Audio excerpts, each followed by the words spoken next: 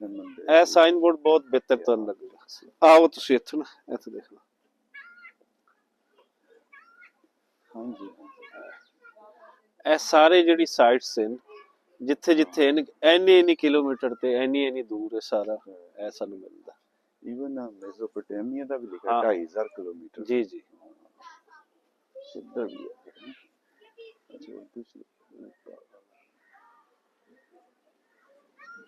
ਮੋਹਨਜੋਦਾੜੋ ਇੱਥੋਂ 587 ਕਿਲੋਮੀਟਰ ਹੈ। ਅੱਛਾ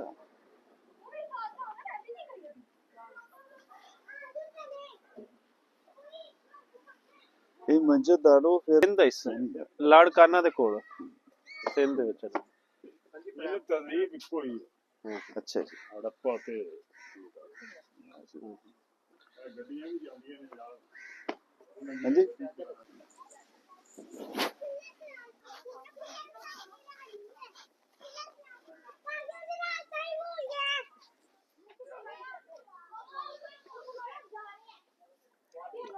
ਜਦੋਂ ਉਹਨਾਂ ਨੇ ਰੇਲਵੇ ਲਈ ਪੱਟ ਫਰਾਈ ਹੋ ਰਹੀ ਸੀ ਉਹਨਾਂ ਨੇ ਦੇਖਿਆ ਵੀ ਇੱਥੇ ਤਾਂ ਹੈ ਕੁਝ। ਡਾਕਟਰ ਸਾਹਿਬ ਰੇਲਵੇ ਤੋਂ ਪਹਿਲੇ ਹਾਂਜੀ 1820 ਦੇ ਨੇੜੇ ਨਾ ਹਾਂਜੀ ਇੱਕ ਨਾਮ ਮੇਰੇ ਜ਼ਿਹਨ ਦੇ ਵਿੱਚੋਂ ਨਿਕਲ ਗਿਆ। ਇੱਕ ਜਸੂਸ ਸੀ। ਠੀਕ ਹੈ। ਮਹਾਰਾਜਾ ਰਣਜੀਤ ਸਿੰਘ ਦੇ ਟਾਈਮ ਪੀਰੀਅਡ ਦੇ ਅੰਦਰ ਨਾ ਅੰਗਰੇਜ਼ਾਂ ਦਾ ਇੱਕ ਜਸੂਸ ਆਇਆ ਸੀ। ਉਹ ਜਸੂਸੀ ਕਰਦਾ ਸੀ ਪੰਜਾਬ ਦੇ ਅੰਦਰ ਕੀ ਕੁਝ ਹੋ ਰਹੀ ਹੈ। ਇਹ ਸਭ ਤੋਂ ਪਹਿਲੇ ਸਾਈਟਸ ਉਸ ਨੂੰ ਹੜੱਪਾ ਦੀ ਸਾਈਟ ਉਸ ਨੂੰ ਮਿਲੀ ਸੀ। ਹਾਂ ਇਹ ਉਸ ਨੂੰ ਮਿਲੀ ਸੀ। ਦੁਬਾਰਾ ਫਿਰ ਜਦੋਂ ਇਹ ਰੇਲਵੇ ਲਾਈਨ ਵਿਛਾਣ ਲੱਗੇ ਇਹ ਆਪਣਾ ਲਾਹੌਰ ਤੋਂ ਮੁਲਤਾਨ ਵਾਲੀ ਤੇ ਉਹਦੇ ਵਿਚਕਾਰ ਇਹਨਾਂ ਨੂੰ ਇਹ ਪਤਾ ਚੱਲਿਆ 1920-22 ਦੇ ਲਾਗੇ ਨੂੰ ਪਤਾ ਚੱਲਿਆ 25 ਤੱਕ। ਹਾਂ ਫਿਰ ਔਰ ਉਹਨਾਂ ਨੇ ਇਸ ਤੇ ਬਹੁਤ ਜ਼ਿਆਦਾ ਐਕਸਪਲੋਰ ਕੀਤਾ ਇਹਦੇ ਤੇ ਫਿਰ ਕੰਮ ਕੀਤਾ ਕਾਫੀ ਜ਼ਿਆਦਾ ਹੈ।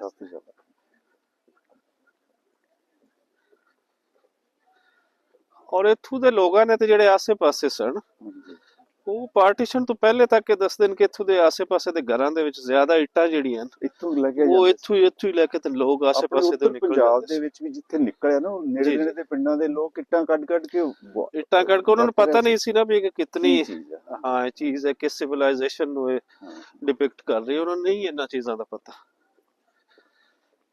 ਇਹ ਵੀ ਹੈ ਹੁਣ ਕੁਝ ਬਣ ਗਿਆ।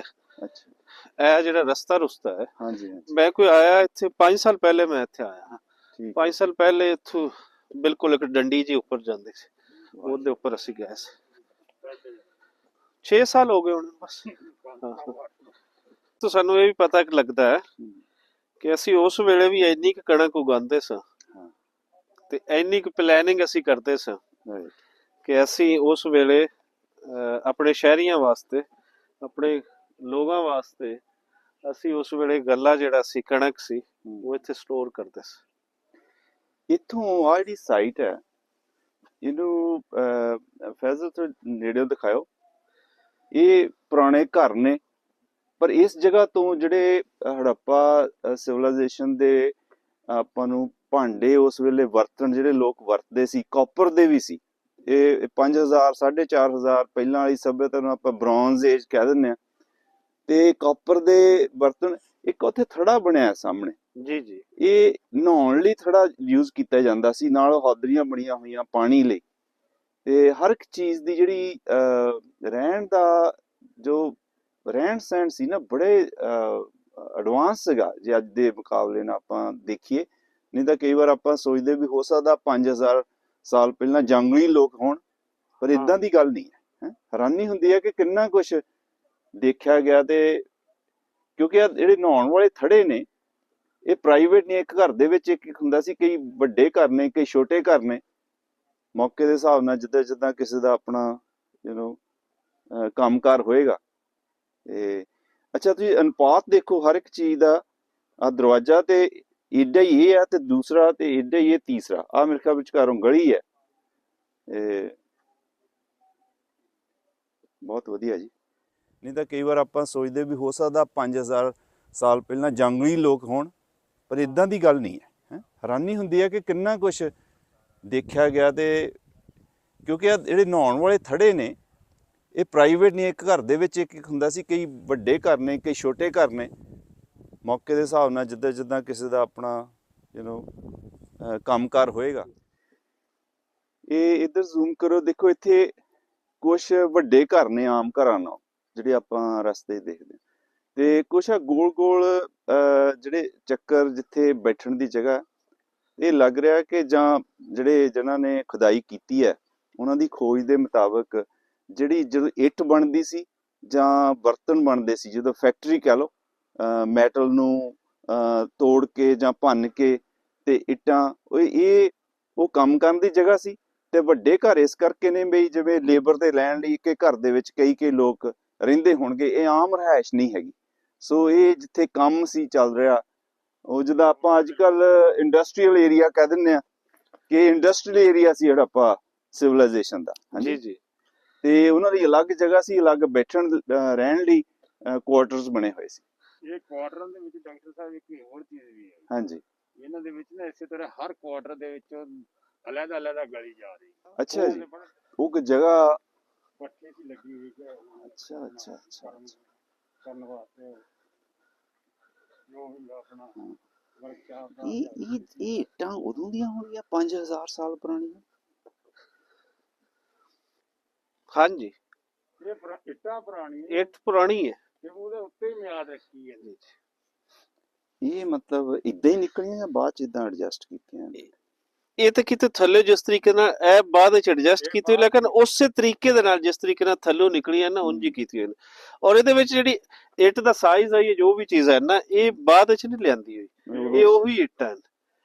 ਇਹ ਅਸੀਂ ਕਹਿ ਸਕਦੇ ਹਾਂ ਕਿ ਜਿਹੜੀ ਇਹ ਬਾਅਦ ਦੇ ਵਿੱਚ ਹੀ ਹੈ, ਨਹੀਂ, ਇਹ ਵੀ ਉਹੀ ਇੱਟ ਹੈ, ਇਹ ਵੀ ਉਹੀ ਇੱਟ ਹੈ। ਦੇਖੋ ਨਾ, ਸੱਚਾ ਬੜਾ ਤਗੜਾ ਜੀ, ਅੱਜ ਕੱਲ ਦੀ ਇੱਟ ਦਾ ਬਿਲਕੁਲ ਮੁਕਾਬਲਾ। ਹਾਂ, ਗਲੀਆਂ ਨੇ। ਇਹ ਹੁਣ ਤੁਹਾਨੂੰ ਇੱਥੋਂ ਥੋੜਾ ਆਈਡੀਆ ਹੋਏਗਾ ਕਿ ਕਿੰਨੇ ਏਰੀਆ ਦੇ ਵਿੱਚ ਉਹ ਘਰ, ਉਸ ਘਰ ਦੇ ਅੰਦਰ ਹੈ ਕੀ ਇਹ ਸਾਨੂੰ ਤੁਸੀਂ ਦੇਖੋ ਫੈਜ਼ਲ ਜੀ, ਆ ਦੇਖੋ ਆ ਜਿਹੜੇ ਆਪਾਂ ਜਾਂ ਆਹ ਘਰ ਜਾਂ ਨੈਕਸਟ ਵੀ ਦੇਖਦੇ ਆ ਰਾਜ ਸਾਹਿਬ, ਤੁਸੀਂ ਦੇਖੋ ਵੀ ਇੱਕ ਜੇ ਆਪਾਂ ਦੇਖਿਆ ਜਾਵੇ ਤੇ ਆ ਇੱਕ ਜਿੱਦਾਂ ਘਰ ਦੇ ਵਿੱਚ ਇੱਕ ਕਮਰਾ ਜੀ, ਉਹ ਦੂਸਰਾ ਫਿਰ ਬਾਹਰ ਨਿਕਲਣ ਦੀ ਆਸ ਵਿੱਚ ਕਨੈਕਸ਼ਨ ਹੈ, ਤੇ ਉਹ ਜਿਵੇਂ ਲੱਗ ਰਿਹਾ ਕਿ ਜਾਂ ਰਸੋਈ ਹੈ ਜਾਂ ਬਾਥਰੂਮ ਹੈ ਜਾਂ ਕੁਝ ਹੋਰ ਹੈ, ਮਤਲਬ ਅਲੱਗ-ਅਲੱਗ ਇਹ ਸੇਮ ਹੀ ਡਿਜ਼ਾਈਨ ਅੱਗੇ ਆ ਅਗਲੇ। ਜੀ ਜੀ। ਔਰ ਇਹ ਵਿਚਕਾਰ ਤੁਸੀਂ ਗਲੀ ਦੇਖੋ, ਗਲੀਆਂ ਆ ਰਹੀਆਂ ਨੇ ਵਿੱਚ, ਉਹਦੇ ਸਾਹਮਣੇ ਵੀ ਗਲੀ ਜਾ ਰਹੀ, ਹਰ ਮਕਾਨ ਦੇ ਅੱਗੇ ਤੇ ਘੁੰਮਦੀ ਗਲੀ। ਹਾਂ ਹਾਂ, ਮਤਲਬ ਆਰਕੀਟੈਕਚਰਲ ਪਲਾਨ ਦਾ ਇਹ ਕਮਾਲ ਹੈ ਜੀ, ਕਮਾਲ। ਸਪੈਸ਼ਲੀ ਇਸ ਕਰਕੇ ਹੈ ਕਿ ਉਸ ਜ਼ਮਾਨੇ 'ਚ ਜਦੋਂ 4500 ਸਾਲ ਪਹਿਲਾਂ, ਔਰ ਇਹ ਸਾਨੂੰ ਇੰਜ ਲੱਗਦਾ ਹੈ ਕਿ ਜਿਵੇਂ ਅੱਜ ਤੋਂ ਕੋਈ ਨਾ 15-20 ਸਾਲ ਪਹਿਲੇ ਦੀ ਕੋਈ ਸਿਵਲਾਈਜੇਸ਼ਨ ਹੈ ਸੀ। ਹਾਂਜੀ ਹਾਂਜੀ, ਇਹ ਐਕਚੁਅਲੀ ਇੰਨੀ ਡਿਜ਼ਾਈਨਿੰਗ ਤਾਂ ਹੋਣੀ ਸ਼ੁਰੂ ਹੋਈ ਆ। ਤੇ ਪਹਿਲਾਂ ਪਿੱਛੇ ਆਪਣੇ ਪਿੰਡਾਂ ਦੇ ਜਿਹੜੇ ਘਰ ਹੁੰਦੇ ਸੀ, ਉਹ ਕੋਈ ਇੰਨੀ ਕੋਈ ਪਲਾਨ ਨਹੀਂ ਸੀ ਹੁੰਦੇ, ਉਹ ਜਿੱਧਰ ਨੂੰ ਲੋੜ ਲੱਗੀ ਉਧਰ ਨੂੰ ਕਮਰਾ ਜਿਹਾ ਬਣਾ ਦਿੱਤਾ ਜਾਂਦਾ ਸੀ। ਇਹ ਵੀ ਦੇਖੋ ਜੀ, ਸੇਮ ਉਹੀ ਉਂਝੀ ਚੀਜ਼ ਹੈ। ਕੀ ਬਾਤ ਹੈ। ਅੱਛਾ, ਉਹ ਪੱਠੀ ਦੀ ਗੱਲ ਕਰ ਰਿਹਾ।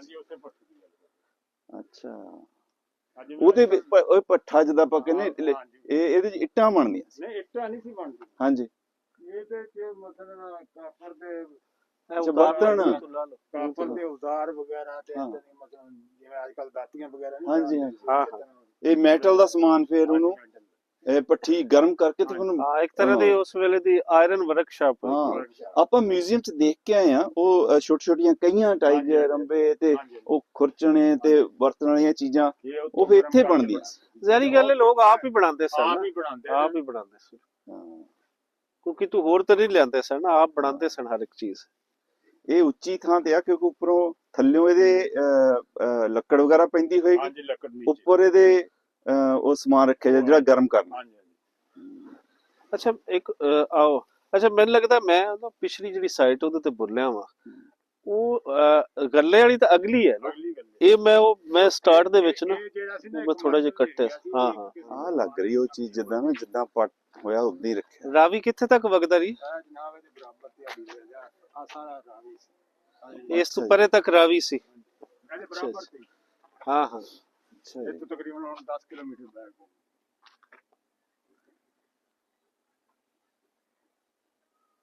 ਜਿਹੜਾ ਉਧਰੋਂ ਵੀ ਸਮਾਨ ਆਉਂਦਾ ਸੀ ਕਸ਼ਤੀਆਂ ਦੇ ਜ਼ਰੀਏ ਤੇ ਰੱਖਦੇ। ਵਾਹ ਜੀ ਵਾਹ, ਇੰਨਾ ਲੰਬਾ ਵੱਡਾ ਦਰਿਆ ਸੀ। ਪਹਿਲੇ ਤਾਂ ਸਾਰੀ ਜਿਤਨੇ ਵੀ ਟ੍ਰੇਡ ਹੁੰਦੀ ਸੀ, ਉਹ ਇਹਨਾਂ ਕਸ਼ਤੀਆਂ ਦੇ ਥਰੂ ਹੀ ਹੁੰਦੀ ਸੀ ਨਾ, ਦਰਿਆਵਾਂ ਦੇ ਥਰੂ ਹੀ ਹੁੰਦੀ ਸੀ, ਦਰਿਆਵਾਂ ਦੇ ਥਰੂ ਸੀ, ਰੋਡਸ ਦੇ ਥਰੂ ਨਹੀਂ ਹੁੰਦੀ ਸੀ। ਨਾਲੇ ਲੋਕ ਤਾਂ ਪਤਾ ਹੀ ਨਹੀਂ ਕਿੱਧਰ ਹਾਂ। ਨੂੰ ਜਾਣਾ, ਦਰਿਆ ਦਾ ਤਾਂ ਪਤਾ ਸੀ ਵੀ ਕਿੱਥੋਂ ਤੱਕ ਜਾਂਦੇ। ਜਿਹੜੇ ਵਸਦੇ ਸੀ ਉਸ ਟਾਈਮ ਇਹ ਦਰਿਆਵਾਂ ਤੇ ਘਰ ਗੁਜ਼ਰ ਕਰਦੇ ਹਾਂ, ਇਹ ਸ਼ਹਿਰ ਸਾਰੇ ਰਹਿਸ਼ਗਾ ਹੀ ਆਪਣੇ ਦਰਿਆਵਾਂ ਤੇ ਹੁੰਦੀ ਸੀ। ਸਾਰੇ ਜਿਤਨੀਆਂ ਵੱਡੇ ਆਬਾਦੀਆਂ ਸ਼ਹਿਰ ਸਾਡੇ ਦਰਿਆਵਾਂ ਦੇ ਦਰਿਆਵਾਂ ਦੇ ਕੰਢੇ ਹੋਈਆਂ, ਵੱਡੇ ਸ਼ਹਿਰ ਦਰਿਆਵਾਂ ਦੇ ਕੰਢੇ ਵਸੇ। ਜੀ ਜੀ। ਹਾਂਜੀ ਡਾਕਟਰ ਸਾਹਿਬ, ਅਸੀਂ ਖੜੇ ਆ ਪਿੱਛੇ ਉਹੀ ਗੋਦਾਮ ਜਿਹੜਾ ਗੱਲਾ ਜਿੱਥੇ ਸਟੋਰ ਕਰਦੇ ਸਨ, ਹਾਂਜੀ ਔਰ ਮੋਸਟਲੀ ਜਿਹੜਾ ਖਿਆਲ ਕੀਤਾ ਜਾਂਦਾ ਉਹੀ ਹੈ ਵੀ ਕਣਕ ਸਟੋਰ ਕਰਦੇ ਸਨ। ਠੀਕ ਹੈ। ਸੋ ਕਣਕ ਦੇ ਨਾਲ ਸਾਡਾ ਰਿਸ਼ਤਾ ਬਹੁਤ ਪੁਰਾਣਾ ਹੈ। ਵਾਹ ਜੀ। ਉਸ ਵੇਲੇ ਵੀ ਇੱਥੇ ਕਣਕ ਤੁਸੀਂ ਸਟੋਰ ਦੇਖੋ, ਉਸ ਵੇਲੇ ਦੀ ਆਬਾਦੀ ਜਿਹੜੀ ਹੜੱਪਾ ਦੀ ਦੱਸਦੇ ਨੇ 20 ਤੋਂ 22,000 ਆਬਾਦੀ ਦਾ ਸ਼ਹਿਰ ਸੀ। ਵੱਡੇ ਸ਼ਹਿਰਾਂ ਦੇ ਵਿੱਚ ਜਿਵੇਂ ਮੋਂਜੋਦਾੜੋ ਹੈ, ਮੋਂਜੋਦਾੜੋ ਤੋਂ ਬਾਅਦ ਇਹ ਆਂਦਾ ਹੈ, ਮੋਂਜੋਦਾੜੋ ਦੀ ਆਬਾਦੀ ਦੱਸਦੇ ਨੇ 30 ਤੋਂ 35,000 ਲੋਕਾਂ ਦੀ, ਇਹ 20,000 ਲੋਕਾਂ ਦੇ ਕਰੀਬ ਦੱਸਦੇ ਨੇ ਉਸ ਵੇਲੇ। ਬਹੁਤ ਔਰ ਵੱਡੀ। ਇਹ 20,000 ਲੋਕਾਂ ਵਾਸਤੇ ਇਹ ਉਹਨਾਂ ਦਾ ਜਿਹੜਾ ਗੱਲਾ ਸੈਂਟਰ ਸੀ, ਇੱਥੇ ਸੇਵ ਕਰਦੇ ਸਨ ਤਾਂ ਜੇ ਕਿਸੇ ਮੁਸੀਬਤ ਤੋਂ ਬਚਿਆ ਜਾਵੇ। ਇਹ ਸਾਰਾ ਇੱਥੇ ਫਿਰ ਤੁਸੀਂ ਦੇਖੋ ਕਿ ਪਲੈਨਿੰਗ ਕੀ ਹੈ। ਹਾਂ, ਕਿੰਨੀ ਕਮਾਲ ਦੀ ਪਲਾਨ। ਉਹੀ ਹਯਾਤੀ ਜਿਹੜੀ ਸਾਨੂੰ ਇੰਜ ਲੱਗਦੀ ਕਿ ਇਹ ਤਾਂ ਫਿਰ ਅੱਜ ਦੇ ਦੌਰ ਦੀ ਗੱਲ ਹੈ। ਔਰ ਅਸੀਂ ਕੋਈ ਇਸ ਤੋਂ 4-5 ਹਜ਼ਾਰ ਸਾਲ ਪਹਿਲੇ ਤੱਕ ਆਪਣੇ ਜੀਵਨ ਨੂੰ, ਆਪਣੀ ਜੀਵਨੀ ਨੂੰ ਇਤਨਾ ਐਡਵਾਂਸ ਕਰ ਚੁੱਕੇ ਸਾਂ, ਹੜੱਪੀਅਨ ਸਿਵਲਾਈਜੇਸ਼ਨ ਦੇ ਲੋਕ, ਕਿ ਉਹ ਵਾਫਰ ਜਿਹੜਾ ਗੱਲਾ ਹੁੰਦਾ ਸੀ ਉਸ ਨੂੰ ਸਟੋਰ ਕਰਦੇ ਸਨ ਔਰ ਫਿਰ ਇਥੋਂ ਖਾਂਦੇ ਸਨ। ਤੁਸੀਂ ਦੇਖੋ ਇਹੀ ਚੱਲਦਾ ਸੀ ਇੱਕ ਸਿਸਟਮ ਦੇ ਪਲੈਨਿੰਗ ਤਹਿਤ। ਕਿੰਨੇ ਕਿਸ ਕਦਰ ਵੀ ਪਹਿਲੀ ਗੱਲ ਤਾਂ ਹੜੱਪਾ ਜੇ 20-22 ਹਜ਼ਾਰ ਦੀ ਪੋਪੂਲੇਸ਼ਨ ਸੀ ਜੀ। 4,500 ਸਾਲ ਪਹਿਲਾਂ, ਇਹ ਦੁਨੀਆ ਦੇ ਵੱਡੇ ਸ਼ਹਿਰਾਂ ਚ ਆਉਂਦਾ ਹੋਏਗਾ। ਵੱਡੇ ਸ਼ਹਿਰਾਂ ਚ ਉਸ ਵੇਲੇ ਦੇ ਵਰਲਡ ਦੇ ਬਿਗੇਸਟ ਸਿਟੀਜ਼ ਦੇ ਅੰਦਰ। ਵਰਲਡ ਦੀ ਹਾਂ। 4-5 ਹਜ਼ਾਰ ਸਾਲ ਪਹਿਲਾਂ ਤੇ ਜੀ। ਹੋ ਸਕਦਾ ਸਾਰੇ ਵਰਲਡ ਦੀ 2 ਮਿਲੀਅਨ ਦੀ ਪੋਪੂਲੇਸ਼ਨ ਹੋਵੇ। ਐਗਜ਼ੈਕਟਲੀ। ਤੇ ਇਹਨਾਂ ਨੇ ਦੇਖੋ, ਆਪਾਂ ਪਿੱਛੇ ਦੇਖ ਕੇ ਆਏ ਆ ਜਿੱਥੇ ਇੰਡਸਟਰੀਅਲ ਕੰਮ ਹੋ ਰਿਹਾ। ਥੋੜਾ ਜਿਹਾ ਮੈਂ ਇਹਦੇ ਚ ਐਡ ਕਰਦਾ ਜਾਵਾਂ, ਜਿਹੜਾ ਖਿਆਲ ਕੀਤਾ ਜਾਂਦਾ ਹੈ ਨਾ ਪੂਰੀ ਇਸ ਹੜੱਪੀਅਨ ਸਿਵਲਾਈਜੇਸ਼ਨ ਜਾਂ ਉਸ ਨੂੰ ਅਸੀਂ ਇੰਡਸ ਸਿਵਲਾਈਜੇਸ਼ਨ ਕਹਿੰਦੇ ਆ, ਇਹਦੀ ਆਬਾਦੀ ਜਿਹੜੀ ਮਿਨੀਮਮ ਲੋਕ ਕਹਿੰਦੇ ਆ ਨਾ, ਆਰਕੀਓਲੋਜਿਸਟ ਕਹਿੰਦੇ ਆ, ਉਹ 1 ਮਿਲੀਅਨ ਉਸ ਵੇਲੇ ਦੀ ਮਿਨੀਮਮ ਕਹਿੰਦੇ ਨੇ, ਇਸ ਤੋਂ ਜ਼ਿਆਦਾ ਹੋਏਗੀ। ਤੁਸੀਂ ਤਰੱਕੀ ਦੀ ਰਫ਼ਤਾਰ ਦੇਖੋ ਕਿ ਉਸ ਵੇਲੇ ਇਹ ਪੂਰਾ ਏਰੀਆ ਦੇ ਅੰਦਰ ਮਿਲੀਅਨਸ ਲੋਕ ਰਹਿੰਦੇ ਸਨ ਉਸ ਵੇਲੇ। ਇਹ ਦੇਖੋ, ਇੱਥੇ ਤਾਂ ਚਲੋ ਖੁਦਾਈ ਹੋਈ ਹੈ ਨਾ, ਤੇ ਇਹਨੂੰ ਸਿੰਧੂ ਦਰਿਆ, ਇੰਡਸ ਵੈਲੀ, ਪਰ ਇਹ ਜਿਹੜੀ ਪੂਰੀ ਸਭਿਅਤਾ ਇਹ ਸਰਸਵਤੀ ਤੱਕ ਜਾਂਦੀ ਸੀ ਜੀ। ਤੇ ਇਹ ਸਾਰਾ ਇਲਾਕਾ ਜਿਹੜੀ ਤੁਸੀਂ 1.5 ਮਿਲੀਅਨ ਦੀ ਪੋਪੂਲੇਸ਼ਨ ਕਹਿੰਦੇ ਨਾ, ਵਾਕਈ ਹੋਣੀ ਜੀ, ਕਿਉਂਕਿ ਇਹ ਬੜਾ ਪੋਪੂਲੇਟਡ ਤੇ ਦੁਨੀਆ ਦੀ ਕਿਉਂ ਹਮਲੇ ਵੀ ਕਿਉਂ ਸ਼ੁਰੂ ਹੋਏ, ਬੜੀ ਖੁਸ਼ਹਾਲ ਕੌਮ ਸੀ। ਹੁਣ ਤੁਸੀਂ ਦੇਖੋ, ਇਹਨਾਂ ਨੇ ਅਨਾਜ ਨੂੰ ਰੱਖਣ ਲਈ ਅਲੱਗ ਜਗ੍ਹਾ ਬਣਾਈ ਹੈ, ਕਾਮਿਆਂ ਲਈ ਜਿੱਥੇ ਬ੍ਰੌਂਜ਼ ਦੇ ਜਾਂ ਪਿੱਤਲ ਦੇ ਜਾਂ ਕਾਪਰ ਦੇ ਬਰਤਨ ਬਣਦੇ ਆ ਜਾਂ ਛੋਟੇ ਉਹ ਅਲੱਗ ਜਗ੍ਹਾ ਬਣਾਈ ਆ। ਕਿੰਨੀ ਪਲੈਨਿੰਗ ਨਾਲ ਕੰਮ ਹੈ ਕਿ ਹੈਰਾਨੀ ਹੁੰਦੀ ਹੈ ਕਿ ਜਿਹੜੀ ਅੱਜ ਕੱਲ ਆਪਾਂ ਦੇਖ ਰਹੇ ਹਾਂ ਉਹ ਉਸ ਲੈਵਲ ਦੀ ਪਲੈਨਿੰਗ ਆ। ਸਟ੍ਰੇਟ ਲਾਈਨਾਂ ਨੇ, ਗਲੀਆਂ ਨੇ, ਅਲੱਗ-ਅਲੱਗ ਥਾਵਾਂ ਲਈ ਪ੍ਰਾਈਵੇਸੀ ਹੈ, ਬਾਥਰੂਮ ਲੇਡੀਜ਼ ਦੇ ਅਲੱਗ ਨੇ ਜਾਂ ਉਹਨਾਂ ਦੇ ਆਲੇ ਦੁਆਲੇ ਕੰਧਾਂ ਨੇ ਜੀ। ਤੇ ਨਾਲੀਆਂ ਦਾ, ਸੀਵਰੇਜ ਦਾ ਸਿਸਟਮ ਜਿਹੜਾ ਮਤਲਬ ਕਮਾਲ ਹੈ। ਮਤਲਬ ਹੜੱਪਾ ਉਸ ਟਾਈਮ ਦਾ ਕਿੰਨਾ ਦੁਨੀਆ ਦਾ ਵੱਡਿਆਂ ਸ਼ਹਿਰਾਂ ਚ ਆਉਂਦਾ ਹੋਏਗਾ। ਬਿਲਕੁਲ। ਤੇ ਹੁਣ ਵੀ ਰੀਸੈਂਟਲੀ ਆਪਣੇ ਜਿਹੜੇ ਸਾਡੇ ਨਾਲ ਪੁਲਿਸ ਵਾਲੇ ਸੀ ਉਹ ਗੱਲ ਕਰ ਰਹੇ ਸੀ ਕਿ ਇਹ ਤਹਿਸੀਲ ਹੁੰਦੀ ਸੀ।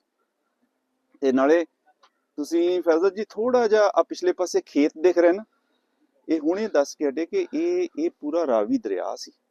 ਇਹ ਜਿਹੜੀ ਆਬਾਦੀ ਨਜ਼ਰ ਆ ਰਹੀ ਹੈ ਰਾਵੀ ਦਰਿਆ। ਹਾਂ, ਇੱਥੋਂ ਬੇੜੀਆਂ ਨਾਲ, ਕਿਸ਼ਤੀਆਂ ਨਾਲ ਲੋਕ ਪਾਰ ਜਾਂਦੇ ਸੀ। ਸੋ ਇਹ ਜਿਹੜੇ ਹੜੱਪਾ ਪਿੰਡ ਹੈ ਜਿੱਥੇ ਸਾਰੀ ਖੁਦਾਈ ਹੋਈ ਹੈ, ਇੱਕ ਪਾਸੇ ਦਰਿਆ ਸੀ, ਰੇਲਵੇ ਲਾਈਨ ਕੱਢਣ ਦਾ ਵੀ ਇਸੇ ਕਰਕੇ ਮਤਲਬ ਸੀ। ਇਹ ਬਹੁਤ ਬੜਾ ਹੈਪਨਿੰਗ ਏਰੀਆ ਸੀ, ਜਿਹਦੇ ਕਰਕੇ ਅੱਗੇ ਫਿਰ ਪਤਾ ਲੱਗਿਆ ਵੀ ਇੱਥੇ ਹੈ ਕੀ। ਸੋ ਇਹ ਗੋਦਾਮ ਨੇ ਜੀ। ਜੀ ਗੋਦਾਮ। ਤੇ ਕਣਕ ਦਾ ਕਿਵੇਂ ਪਤਾ ਲੱਗਾ ਕਿ ਕਣਕ ਸੀ ਜਾਂ ਉਸ ਵੇਲੇ ਕਣਕ ਹੀ ਹੋਣੀ ਆ, ਕਿਉਂਕਿ ਜਿਹੜਾ ਫਸਲਬਾੜੀ ਜਿਹੜੀ ਸੀ ਜੀ ਉਹਦੇ ਚ ਮੁxtਲਿਫ ਜਿਹੜੇ ਆਰਕੀਓਲੋਜੀ ਦੇ ਐਕਸਪਰਟਸ ਹਨ ਉਹ ਦੱਸਦੇ ਨੇ ਕਿ ਉਸ ਵੇਲੇ ਦੀ ਫਸਲ ਜਿਹੜੀ ਹੈ। ਬਿਲਕੁਲ ਠੀਕ, ਬਹੁਤ ਵਧੀਆ।